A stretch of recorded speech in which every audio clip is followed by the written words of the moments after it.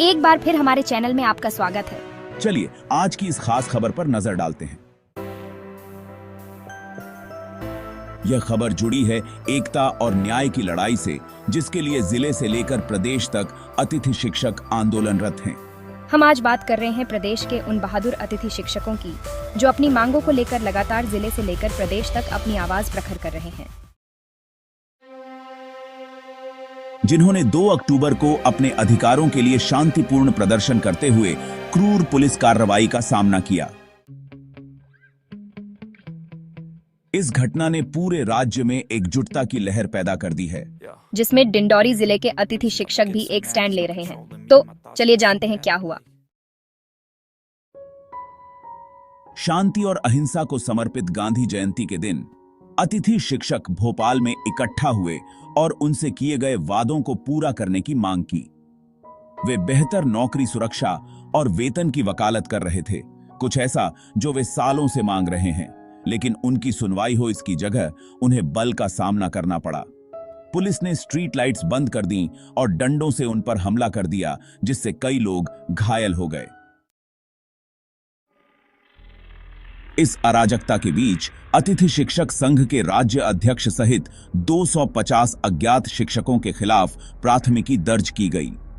इस तरह की कार्रवाई न केवल अन्यायपूर्ण है, बल्कि बेहद परेशान करने वाली है।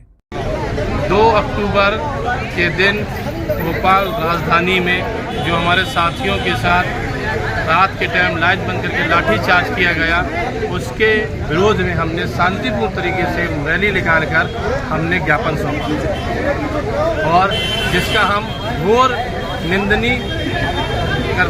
करते हैं, जिसके कारण हमारे साथियों में जो व्यक्तिगत तौर से प्रहार किया जा रहा है। क्योंकि शिक्षक जो होता है वो विकास कराता है, न कि विनाश कराता है, और शिक्षक एक रक्षक की भांति काम करने वाली बात है। क्योंकि हम गांधी के देश के लोग हैं, गांधीवादी बात करते हैं, क्योंकि उन्होंने लाठीचार्ज किया, उसके विरोध में हमने सांकेतिक तरीके से शांति मार्च निकालकर हमने शासन को ये जताया कि हमसे शांतिप्रिय तरीके से भी ज्ञापन देना आता है, और यदि तुम गलत तरीके से बात करोगे तो भी हम उसका जवाब देना जानते हैं, लेकिन तुम्हारे और हमारे में कोई अंतर ना हो।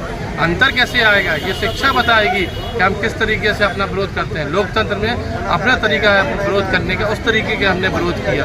और शिक्षक पढ़ा लिखा है, शिक्षक अपने कैरेक्टर से बताता है कि हमारे अंदर क्या गुण है, क्या विद्यमान है, क्या बच्चे को प्रदान करेगा और बच्चे को पीढ़ियों को कैसे सिखाएगा। और राष्ट्र का निर्माता क्यों कहा जाता है, इसलिए कहा जाता है क्योंकि वो अपने कैरेक्टर को आने वाली पीढ़ियों में शिक्षक मर जाएगा लेकिन अपने विचार जिंदा रहेंगे। इसी कारण आज हमने शांतिप्रिय तरीके से हमने ज्ञापन सौंपा।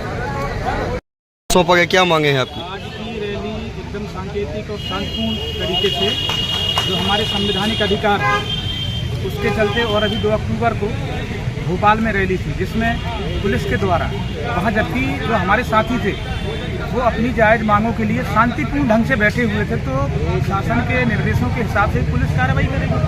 रात में 8 बजे रास्ते की लाइट बंद करके, मैदान की लाइट बंद करके और लाठियों से, यहाँ तक कि जो महिला अतिथि शिक्षक है हमारी बहनें, उनको भी बर्बरता पूर्वक लाठीचार्ज किया गया। वहाँ से लोग जान छुड़ा के भागे। उसी के विरोध में शांतिपूर्ण ढंग से हम यहाँ कोई नारेबाजी नहीं करे और जाके माननीय जीएम साहब को ज्ञापन सौंपे।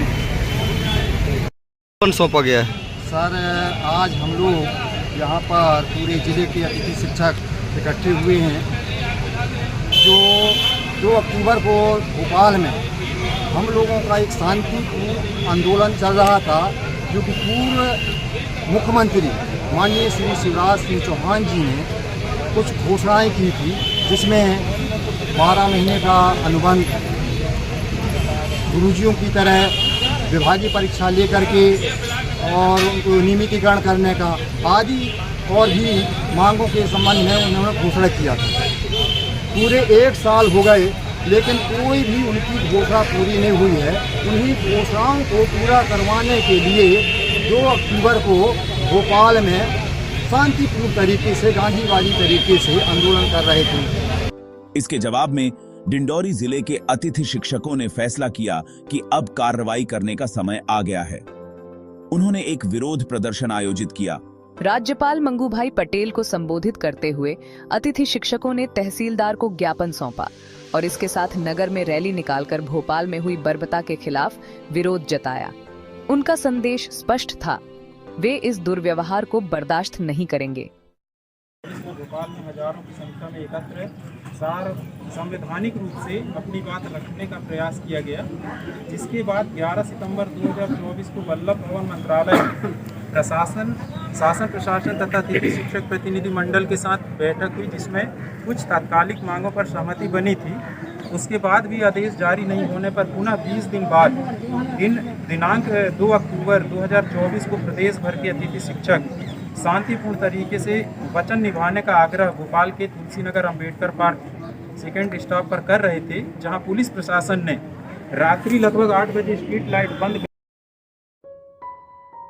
अपने ज्ञापन में उन्होंने सभी को 2023 में पूर्व मुख्यमंत्री शिवराज सिंह चौहान द्वारा किए गए वादों को याद दिलाया। उन्होंने विभागीय परीक्षा, वार्षिक अनुबंध और अतिथि शिक्षकों के लिए सीधी भर्ती में आरक्षित सीटों का वादा किया था, लेकिन 1 साल बाद भी ये वादे अधूरे हैं। अतिथि शिक्षक 2008 से न्यूनतम वेतन पर अथक परिश्रम कर रहे हैं। वे हमारे बच्चों को समर्पण के साथ शिक्षित कर रहे हैं, किसी दिन स्थिर नौकरी की उम्मीद कर रहे हैं। उनकी मांगें सरल और उचित हैं, लेकिन बार बार उन्हें देरी और झूठे आश्वासनों का सामना करना पड़ा है। 10 सितंबर को भोपाल में हजारों लोग अपनी आवाज उठाने की कोशिश में एकत्र हुए। अगले दिन प्रशासन के साथ एक बैठक हुई, जिसमें कुछ तात्कालिक मांगों पर सहमति बनी, लेकिन 20 दिनों के बाद भी कोई ठोस कार्रवाई नहीं की गई। निराश और दृढ़ संकल्पित होकर वे 2 अक्टूबर को भोपाल लौट आए, केवल हिंसा का सामना करने के लिए। डिंडौरी के अतिथि शिक्षक पूरे मध्य प्रदेश में अपने साथियों के साथ अब बहुत हो चुके हैं। वे सिर्फ अपने लिए नहीं, बल्कि अपने राज्य में शिक्षा के भविष्य के लिए लड़ रहे हैं।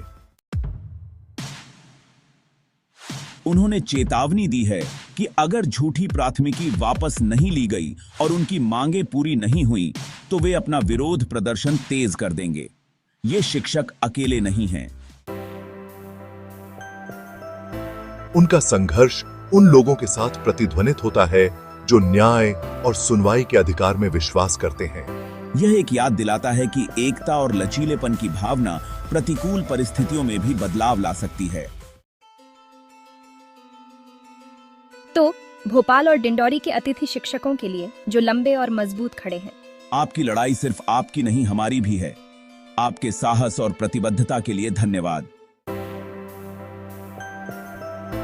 अगर आपको ये खबर अच्छी लगी हो तो लाइक, सब्सक्राइब और शेयर करना ना भूलें। चलिए उनके संदेश को दूर दूर तक फैलाते हैं। अगली बार तक इन्फॉर्म्ड रहें और इंस्पायर्ड रहें।